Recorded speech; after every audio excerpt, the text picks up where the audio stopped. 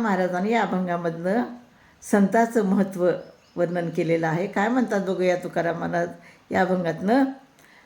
कल्पतरू रूपा नवती बाभळा, पुरविते फळा इच्छितिया, उदंड त्या गायी म्हैशी आणि शेळ्या, परी त्या निराळ्या कामधेनू, तुका म्हणे देव दाखविल दृष्टी, तयासवे भेटी थोर पुण्य.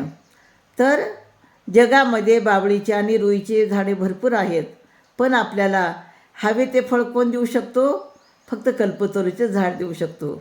म्हणजे बाबळीच्या झाडापासून बाबळीच्या शेंगा मिळणार, रुईच्या झाडापासून रुईची फुले मिळणार, पण कल्पतरू आपल्याला जे हवं ते सगळं देणार आहे. आपल्यामध्ये गायी म्हशी शेळ्या अनेक आहेत, पण त्या सर्वापेक्षा कामधेनू वेगळीच आहे. म्हणून तुकाराम महाराज म्हणतात, ज्याप्रमाणे परमेश्वराचे प्रत्यक्ष दर्शन घडवितो असा संत महात्मा मिळणे फार दुर्लभ आहे. म्हणजे संत महात्मा आपल्याला खरंच परमेश्वराचे दर्शन घडवितो आणि असे संतांच्या संगतीत राहणं आणि संत महात्मा मिळणं खूप दुर्लभ आहे. म्हणजे जसं कल्पतरू दुर्लभ आहे, कामधेनू दुर्लभ आहे, तसंच असे संत मिळणंसुद्धा दुर्लभ आहे. त्या संताजवळ आपल्या आध्यात्मिक जीवनामध्ये आनंदी होण्यासाठी सर्व काही माझ्या संताजवळ आहे. रामकृष्ण हरी.